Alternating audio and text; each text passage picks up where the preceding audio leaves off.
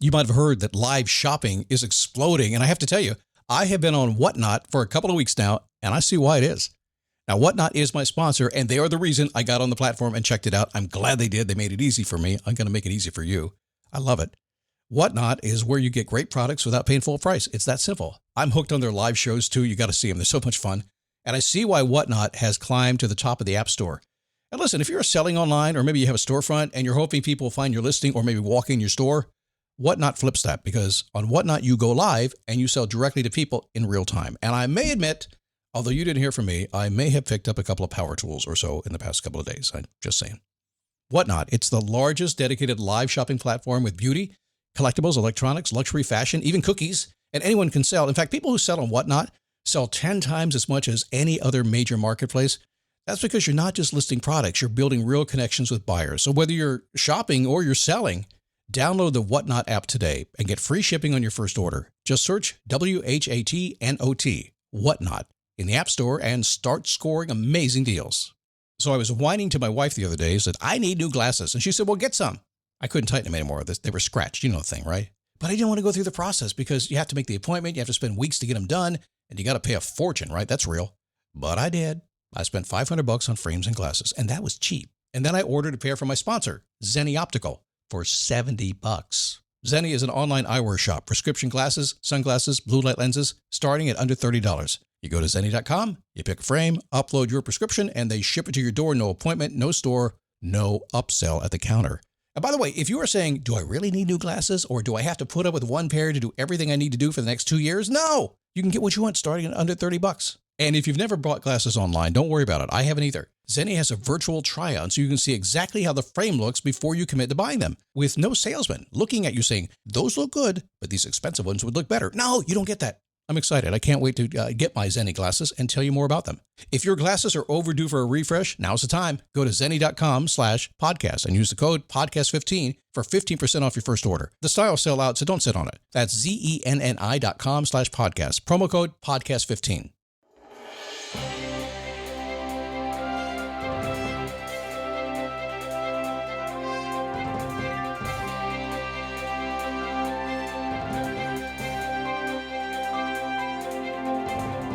How are you? Come on in. Good to have you. Yes, the old theme music playing again. It was an old pair of slippers yesterday, and today I came in the studio. I said, I'm feeling like slipping in an old pair of Levi's that still fit from like 50 years ago. And man, that'd be kind of cool, just comfortable, you know? So I decided to play the music again. So today, I want to talk to you about being yourself, even when you feel uncomfortable, and actually shining because of that. Being willing to kind of step up into it, okay? It happened to me last night, out of the blue, and I want to share a story with you about what happened, and at the end, you'll know why I told it, and you're going to walk away with a really good idea about how to be yourself and maybe change a lot about your life today. It is a Daily Boost from motivationtomove.com. My name is Scott Smith. Good to have you here today. Thank you for stopping by. Going to boost your life a little bit today? What do you say we boost your business too? Because they're kind of closely correlated, aren't they? And if you really want to play at the high end of the game, let's boost your bank account too. Yeah, we'll do that. Oh, by the way, on that note, I don't talk politics here. Every now and then I kind of wade into it a little bit. You guys don't know where I stand, do you? Because I'm not going to tell you where I stand. I will. I stand in the middle. I'm a human. I'm a common sense guy, okay? So if you're extreme on either way, we're not going to get along. You're in the middle. We can talk. Great. I just gave it away. We don't talk politics. We don't talk religion. Every now and then, I'm not afraid of it. I will mention that I go to church, and I'll do that today. But we do talk money. I will. My mom told me, don't talk politics, don't talk religion, and don't talk about money. We talk about money on this show, okay? I want you to make more money and have a great life. If you're interested in more of a freedom-style life, if you want to have impact and influence, you want to have lots of time, and yes, you want to pad your bank account, I teach people to do that. Send me a note, coaching@motivationtomove.com. Let me know you're interested, and we'll arrange a time to chat, okay? All right, let's get into, let's do one of the three. Let's talk about religion. No, we're not talking about religion. Let me give you a disclaimer today, okay? So I'm not trying to do anything to anybody. I'm just relating a story that I know. I feel like I need to do that. I don't want to trigger anybody. But I want to tell you a great story. It's something that happened to me, and it's going to involve me going to church. So you may know that about 2.5 years ago, I started going to a non-denominational church here in Daytona Beach. It's called RedemptionCityDaytona.com, by the way. And I kind of found myself sticking around. I found some cool people. I found a cool pastor. I just kept sticking around, kept showing up. That's it. It's like getting married. You meet a girl, Well, it's kind of nice. I think I'll call her next weekend. That was new too. I think I'll call her next weekend. And then, hey, we're going steady. And then we're fiancés. And then we're getting married, right? Same thing. I just kind of showed up. It was going good. And that's my belief in life, by the way. If something's working out, don't break it. Just stick with it, okay? If it's not working out, you'll part anyway. So about 2.5 years ago, and I stepped into it, and I've done a lot of stuff up there, and I began to serve on the audio team, and I was running audio for the services and all that stuff. We got a new building, and they asked me if I would serve as service producer, which is, I've produced a lot in my life, but I've never produced a church service ever. I said, well, it's like people, right? And an audience, it's got lights and music and everything. I can do that. And so I did. I stepped into it for 600 people per service and 2,600 people over Easter. It's pretty awesome. But along the way, I got invited to what they call deceptively a small group. My son-in-law, Joel, runs this group, and it's about apologetics. It's defending your faith. And if you know me, you know I like to debate, okay? I said, yeah, I'll be in your group, right? It's a small group. Why not? Well, it took like 3 months, and he tells me, he says, Scott, you know what a small group is, right? It's Bible study. I said, really? You deceived me. You didn't tell me it was Bible study. Are you kidding me? And it really isn't. It's discussion about other stuff. Anyway, we show up at the group and we're talking and talking and talking. And I'm learning. That's kind of where I am. See, listen, I like immersion. I want to be good at what I do, no matter what it is. That's why I've done 5,000 plus podcast episodes, actually over about 12,000 now in total. It's immersion. If you want to get good and understand something, the only way to do it is to put yourself right in the middle of it and stay in the middle of it and do it and do it and do it and do it and do it. That's what I've been doing. So last night I'm there and they're asking some questions and I'm feeling like, oh man, here come the Bible nerds. I'm not going to have the answers to this stuff, even though I probably go to more sermons than they do because I do the service, right? I'm not going to have the answers. I'm feeling, oh man, these Bible nerds are going to ace me. I'm in trouble, right? Feeling kind of vulnerable. You ever feel that way? So suddenly they ask this question and they suddenly get into my territory. And I'm sitting there at this table going, wait a second. These are just people. Surrounding the table are just people. Some are younger, some are older. They have jobs, they have families, and yeah, they're Bible nerds tonight for about an hour and a half, but they're just people. And they know more than I do. They can cite all kinds of things I can't cite. I can barely read the Bible. So I'm sitting there kind of afraid to do something, and they're trying to elicit conversation, and nobody's saying a word. And as you might well imagine, in my world, that's not good. If you're not saying anything, I'm probably going to start the conversation and get it going. I thought, what do I say? But I've done what I've always done. I said, well, let's start in and let's see if I can teach. Let's see if I can have a moment. Let's see if I can teach. And I did this. I said, guys, this is what I said. I don't really know the answer to what you're talking about here, but I do know that people are people. I do know that 2, 3, 4, 10,000 years ago, people are people. They haven't changed that much. They're about the same. They're logical. They're emotional. They're people. And so it makes sense to me that no matter what we're trying to do, if we're trying to sell something or persuade somebody to something, we have to remember they're people. So let me stop for a second, guys. I think I jumped over the lead here. So again, the group is apologetics, defending your faith. So obviously people are trying to defend their faith. And ultimately, whether you like it or not, it's what they do. They're trying to get people to come into their faith, right? And that's okay. I don't mind that. But if you run a business, you're trying to persuade people to come in your faith called my business. Come give me money so I can run my business, right? Aren't you trying to do that? I have joked for the longest time that organized religion is the world's greatest network marketing program. It is. Because what you're trying to do is persuade somebody to go a certain direction. So it's the same in business, same if you want to marry somebody, it's the same if you're running a group at a school. It's the same no matter what you do. If you're dealing with people, as Zig Ziglar said many, many years ago, you can get everything you want in this world if you help other people get what they want. But somewhere in the middle of it, you're going to have to persuade, you're going to have to move them to your point of view, and eventually take them to a close, meaning they're going to buy whatever you're selling, okay? So this is normal. It's human behavior. And I don't care how you process this. If you're in a little group of any kind, it doesn't really matter what you're in. I can guarantee you're in a little microcosm, a little bubble, an echo chamber, they call it. You're in there, and I guarantee you're going to have your own language and your own thoughts. There are going to be rules, and you're going to feel out of place. But I'll also tell you this. Your call has been forwarded to voicemail. Hi, this is Zoe Deutsch. And Nick Robinson. Our brand new movie, Voicemails for Isabel, is all about those little moments that feel like the universe is looking out. Feeling homesick, then your sister calls. Hearing that perfect song exactly when you need it. Sometimes life rigs things in our favor, like learning about your new favorite rom-com, Voicemails for Isabel, now playing only on Netflix. That in everything I've ever learned, that when you feel out of place, somebody else in the room feels more out of place than you do. You will always feel like the underdog. That's essentially a little bit like negotiation in a room. You're kind of negotiating a group of 10 or 12 people. Will I sound okay? Will I sound smart enough? Will they agree with me? What will happen here? You feel like the underdog. Trust me, they do too. Every possible situation, you're going to feel that way. So last night I'm sitting there and I'm waiting for the Bible nerds to kick in, and they did not. So I did. I said, these are people.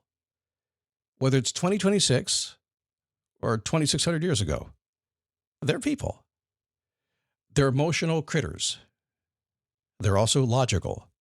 If somebody gets too logical with me, they're just shouting facts at me. The first thing I'm going to do is check their emotions and see where they are with that. If they're emotional, I'm going to ground them in logic and bring them back. And the whole point is to get them grounded again where I can have a conversation.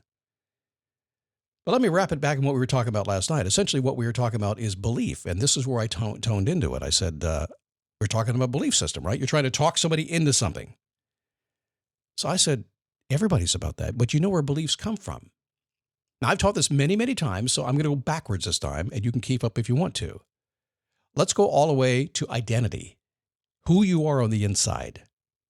So whether it be a small group Bible study meeting or a business meeting or anything else, everybody around you is going to have a certain identity. They're going to know who they are. Even if they won't admit it, they say, I'm lost, I have no idea who I am. The bottom line is they know who they are. They just haven't played it out yet. Their identity is inside of them. It is locked in. It is so solid. It's so difficult to break through that identity. I know that going in. I don't worry about it. As I step up the ladder from identity, I'm going to get to a value system. It's what they value. Are they honest? Do they have integrity? Do they like to make money? Do they like to work hard? Is it their family? Are they spiritual? What is it? Values are your rules. It's how you see the world. And it makes sense that your identity would have been formed by how you see the world and how you act out in the world. If you watch the news and you get all upset, I can promise you it's just your values are different than who you're watching. No judgment. You could be wrong. They could be wrong. You both could be right. I don't know. I'm just saying your values are different, which is why you're having a hard time. So I know this. I know when I get together with you on a phone call that our identity is going to be slightly different, maybe a lot different. You and I have a whole different view of the world, and I do not have the right, I've not earned the right to even talk to you or even persuade you to anything if I don't understand what your value system is, whether it's now or 2,000 years ago. So what's after that? Where do your values come from? Your values come from your belief system. Now we're zeroing in on the target, aren't we? Do you believe? Are you a believer? Which is language we would have used last night in that meeting, right? Are you a believer or not? Well, if you're not a believer, then you need to be talked into believing. That's what they think. And if you are a believer, they need to be talked into believing, right? That's how it is.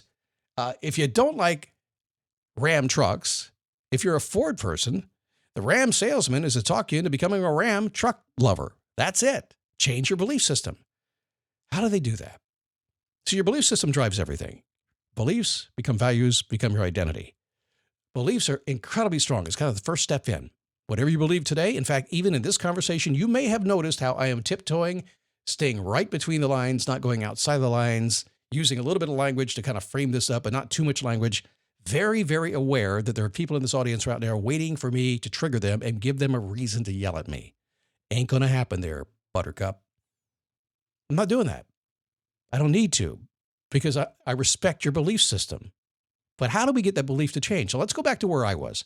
I'm in a group of people who have decided they want to convince people to believe in God. That's what they want to do. And they may be talking to people who just don't, and they want to do that. So what's the secret to that? Here's what I said. All your beliefs, the thing you're trying to change, is formed by experience. So therefore, your one and only thing that you need to focus on is giving a different experience. Experience that provides education, provides framing, provides a groundwork, an overview, lets them get to know you, what you're all about, a little bit of a history. It's all about an experience. And the more you can put that experience in, the better off you're going to be. And here's the other thing. It's not one experience. It's multidimensional. When I dated my wife many, many years ago, I knew better. I've talked about this story many times. I knew not to take her out to dinner and take her home.